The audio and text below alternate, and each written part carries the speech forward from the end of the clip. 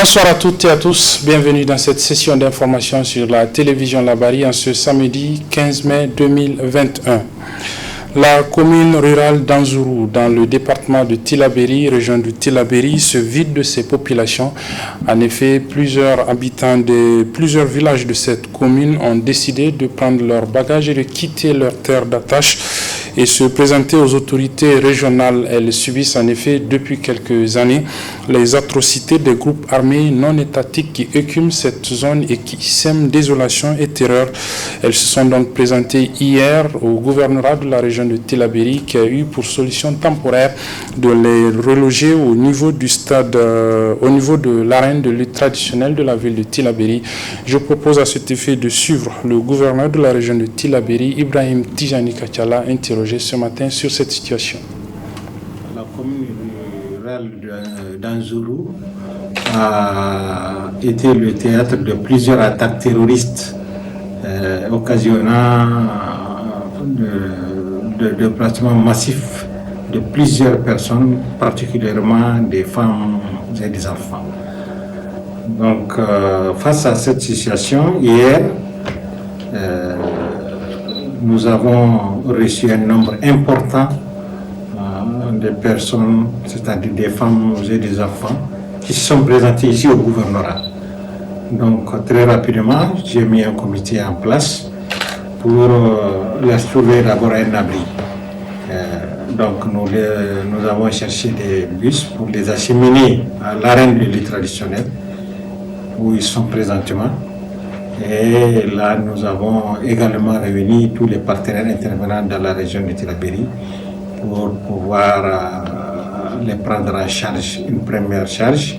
Donc l'État d'abord a fait un geste qui a permis de nous livrer un tonnage important de céréales, du riz, du mil, du niébé et de l'huile, qui a permis quand même à cette population de se prendre en charge. La première attaque qui a concerné Ziban Kwarazeno et Gadabou a fait déplacer 1200 personnes. Mais le déplacement d'hier, ils sont nombreux. On a mis un comité en place qui est en train de les recenser. La situation elle est pitoyable, elle est inquiétante et traumatisante. Vous voyez comment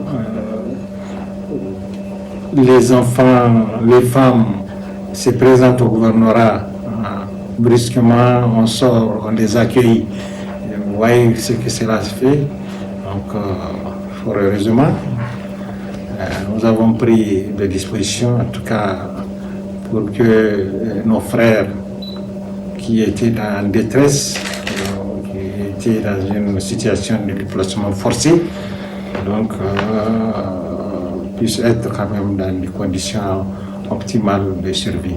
Donc, on est en train de trouver les voies et moyens, non pas pour les garder à l'arène, mais pour créer les conditions pour qu'ils rentrent chez eux et rester vraiment en paix. Parce qu'ils ont tout laissé, ils ont laissé leurs champs, ils ont laissé leur bétail, les habitations. Et là, en tout cas, le président de la République a donné des instructions fermes pour que la sécurité soit mise en place afin de permettre à se déplacer dans leur village d'origine et dans les meilleurs délais. Voilà, c'était donc le gouverneur de la région de Tillabéri, Ibrahim Tijani Kachala, sur la situation des populations des villages de la commune de Lanzourou dans le département de Tillabéri, des populations qui fuient les atrocités que les groupes armés non étatiques sèment depuis quelques mois et depuis quelques années d'ailleurs même dans cette zone. Elles ont décidé donc de quitter leur localité et se retrouver au niveau des autorités régionales pour leur demander de trouver une solution à leur situation. Ici à Niamey, le Premier ministre chef du gouvernement, Oumoudou Mahamadou, accompagné du ministre du Pétrole, de l'Énergie et des Énergies renouvelables, était ce matin au niveau de 2 unités de production d'électricité de la ville de Niamey. Il s'agissait pour le chef de gouvernement d'aller s'enquérir de la capacité de la Nigélec à fournir de l'énergie électrique pour les abonnés de la capitale Niamey, notamment qui subissent depuis quelques jours les coupures intempestives d'électricité. Le résumé de cette visite avec nos reporters Sadou Doumi et Adam Soumana. Plus qu'un luxe, l'énergie électrique est de nos jours une nécessité vitale pour les populations, notamment urbaines, car la quasi-totalité de leurs activités socio-économiques y dépend. Fort de ce constat, les autorités du pays font de l'indépendance énergétique de la capitale, voire du pays, une de leurs priorités. D'où l'importance qu'accordent ces autorités à la fourniture de l'électricité, comme en témoigne la présente visite du Premier ministre dans 2 unités de production électrique, à savoir Istitmar et Gouroubanda. Nous avons tout mis en œuvre pour que le carême se passe dans les meilleures conditions. Ça a été plus ou moins le cas. Et malheureusement, le jour de la fête, un incident est arrivé et les gens ont dû souffrir. Certains ont vécu 4 heures, même plus, sans électricité. Donc le Premier ministre est venu constater si c'est réellement un événement ponctuel, exceptionnel et qu'il n'y a pas lieu de s'inquiéter, ou s'il s'agit de difficultés réelles sur le terrain.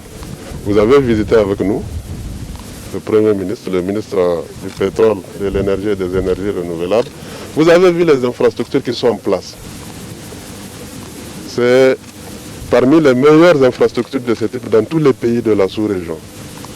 Et ces infrastructures sont totalement fonctionnelles. Donc je pense que le Premier ministre est rassuré que c'est vraiment un incident qui est arrivé.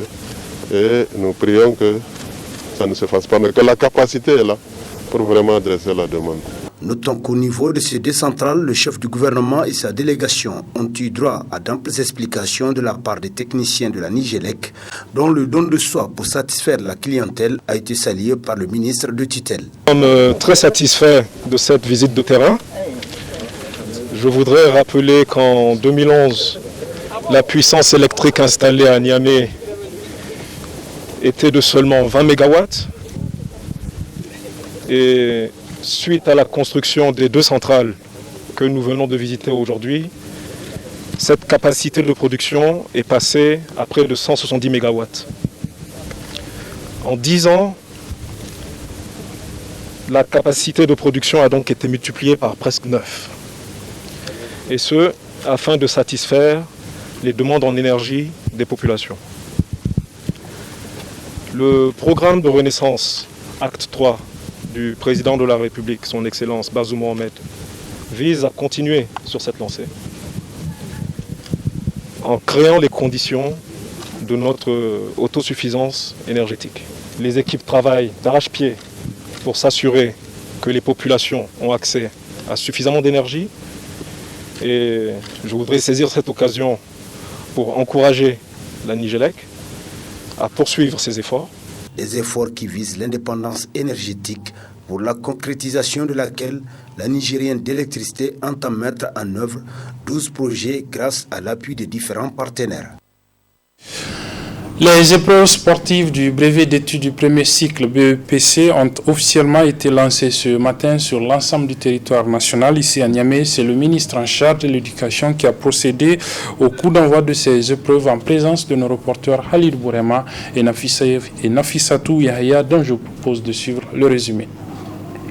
C'est satisfait des conditions dans lesquelles vont se dérouler les épreuves sportives du brevet d'études du premier cycle que le ministre de l'Éducation nationale a officiellement lancé cet examen au niveau de la région de Niamey. Nous venons de lancer l'épreuve du BEPC session 2020, donc l'épreuve sportive 2020 qui compte pour le BEPC. Et dans un mois, le 22 juin 2020, ça sera 2021, pardon, ça sera l'épreuve écrite. Alors, de manière globale, tout se passe bien, comme vous le remarquez. Toutes les dispositions ont été prises pour que cela soit. Vous avez les policiers qui assurent la sécurité du centre. Vous avez la Croix-Rouge qui assure la sécurité sanitaire en cas d'accident. Donc on a pris toutes les dispositions, les jurys sont en place, les superviseurs, on a envoyé les superviseurs à l'intérieur du pays pour superviser ces épreuves-là. Occasion pour lui de rappeler l'effectif des candidats à suivre ces épreuves au plan national et régional. Les effectifs des candidats est de 150 618 garçons et filles et 71 168 filles, ce qui représente 47,25%. Les établissements privés contribuent pour 43 010 candidats et les candidats libres sont de l'ordre de 14 594. Donc ça, c'est tous les candidats qui se présentent sur le territoire national. Et ici à Niamey, donc la région de Niamey compte le plus grand nombre de candidats avec 35 216 candidats et suivi par Maradi qui a 32 600 et quelques candidats. Le ministre a enfin lancé un appel à l'endroit des élèves d'être ponctuels et assidus tout au long de ces épreuves et à l'endroit des enseignants d'être justes et impartials pour le bon déroulement de cet examen. Autre épreuve sportive lancée ce matin, c'est celle toujours du brevet, mais cette fois-ci le brevet d'études professionnelles. Il y a eu également toujours ce matin le lancement des épreuves sportives du certificat d'aptitude professionnelle BEP et CAP donc. Et ici, c'est le ministre en charge des enseignements professionnels, Maman Kassou Mokhtar, qui a donné le coup d'envoi en présence toujours de nos reporters Halidou Bourema et Nafissatou Yahaya.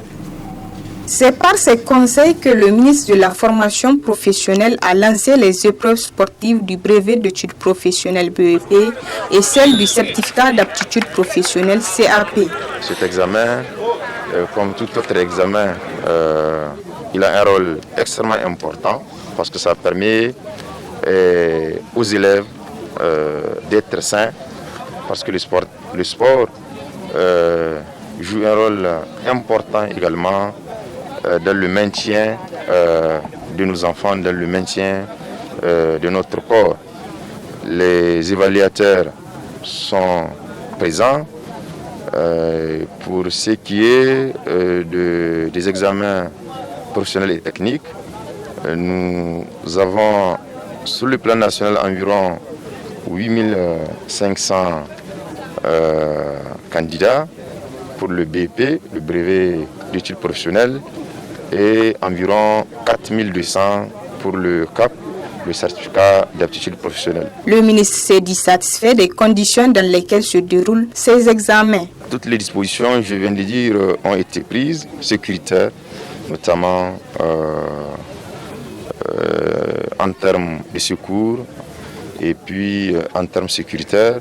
Nous souhaitons bonne chance à tous les candidats.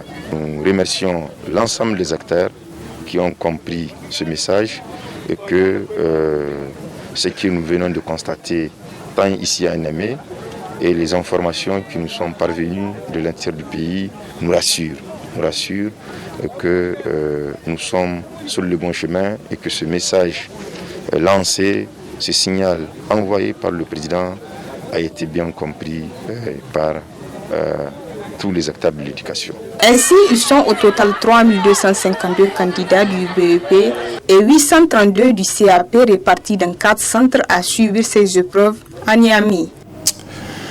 L'Union générale des enseignants du Niger, UGEN, organise depuis ce matin à Niamey son 2e congrès ordinaire autour de la thématique lutte syndicale dans un contexte d'insécurité et de crise de la pandémie de la Covid-19, impact et perspectives. Les travaux ont démarré dans la salle de réunion de l'immeuble ex-Onarem. Nos reporters Chebou Guisso et Hariata Salah nous font le résumé de la cérémonie d'ouverture de ce 2e congrès ordinaire de l'UGEN.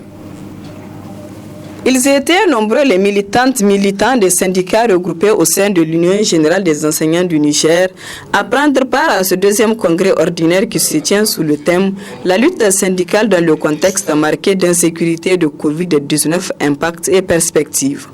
Au cours de cette journée, les congressistes mèneront des réflexions autour du thème pour dégager des pistes de solutions qui contribueront à l'amélioration des conditions de travail des enseignants du Niger. Le congrès ordinaire de l'Union générale des enseignants du Niger, hygiène, intervient dans un contexte extrêmement difficile pour notre pays, c'est-à-dire dans un contexte d'insécurité. Nous avons encore la question de Covid-19 qui est là, qui fait également ce qu'elle est en train de faire. Alors, donc c'est ce qui nous a poussé à choisir ce thème-là, qui est vraiment un thème d'actualité. C'est un thème contextuel. Donc nous avons choisi ce thème pour notre assise, pour qu'à l'issue de nos réflexions, nous sortirons des pistes de solutions par rapport à ce double fléau qui est le Covid-19 et l'insécurité. Parce que nous, en tant qu'enseignants, l'école ne peut pas prospérer tant qu'il n'y a pas de paix dans le pays. Tant qu'il y a des maladies dans le pays, on ne peut pas étudier comme il le faut. Et nous savons qu'il n'y a aucun développement qui est possible sans éducation. La CGSL Niger, la centrale d'affiliation de l'Union générale des enseignants du Niger, a salué la tenue de ce congrès tout en félicitant l'Union pour sa lutte. La tenue d'un congrès est un moment important dans la vie d'une structure. Elle offre une occasion solennelle de procéder à un bilan critique des actions menées afin de dégager des perspectives pour les années à venir. C'est pourquoi il s'avère nécessaire d'envisager des actions à travers des réflexions fécondes basées sur le réalisme et la maîtrise parfaite de l'information dans toutes ses dimensions. Aussi me plaît-il de saluer non sans émotion les dirigeants syndicaux de l'hygiène avec lesquels nous travaillons inlassablement pour le rayonnement de la CGSL Niger. Ces camarades, il faut le dire sans embâche, ont eu des comportements courageux, dignes et responsables, somme toute syndicalement exemplaires. Cette constance et perspicacité, ils l'ont également démontré dans toutes les activités de la CGSL Niger. Pour le représentant du ministre de l'Éducation nationale, il a exhorté les congressistes à mener des réflexions fécondes dans l'intérêt de l'école nigérienne. Votre thème est si pertinent que nous espérons qu'à l'issue des discussions qui seront menées et au regard des compétences ici présentes, nous pouvons douter de la qualité des réflexions et des fruits qui jaillira de ces différentes discussions pour que dans vos réflexions, dans les solutions que vous aurez à proposer, que l'État du Niger puisse également retrouver les signes de votre volonté de l'accompagner pour régler ces problèmes qui sont récurrents. À l'issue de ce deuxième congrès, les congressistes auront à renouveler les instances dirigeantes de l'Union générale des enseignants du Niger qui siégeront pendant 3 ans. Pour refermer ce journal, retenez que dans le cadre de ces activités, la Commission des affaires culturelles de l'Union des étudiants nigériens à l'université Abdou Moumouni Diofo de Niamey a offert hier soir à la place AB, à Mamadou Boubacar de l'université de Niamey, un concert gratuit, un concert animé par le collectif des jeunes artistes féminins dénommé collectif So Niger. Les moments forts de ce concert avec nos reporters Nasser Seydou et Abdelrazak Hamidou.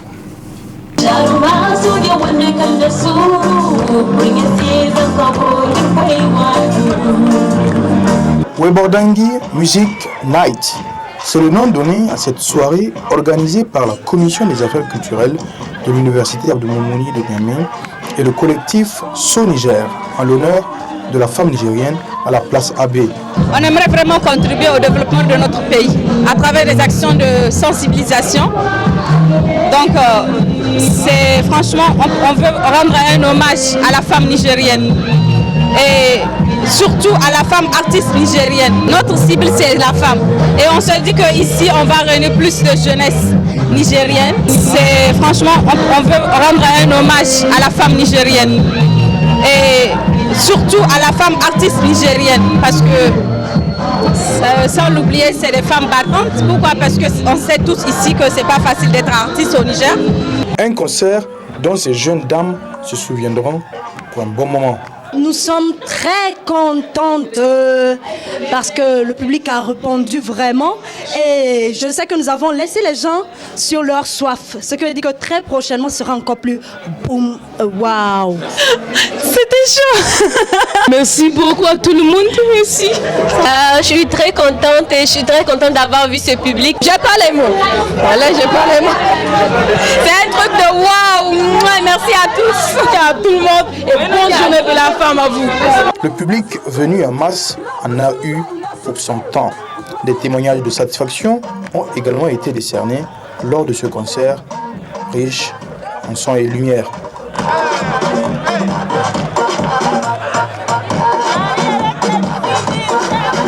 Voilà, c'est donc sur ce concert animé hier au niveau de la place AB de l'université Abdoumouni Diofou de Niamey par le collectif Soniger avec la commission des affaires culturelles de l'UNUN que se referme cette édition, mesdames, messieurs. Merci de l'avoir suivi. Merci également aux équipes techniques et rédactionnelles qui m'ont aidé à la présenter. Les programmes se poursuivent sur la télévision La Barre. Au revoir.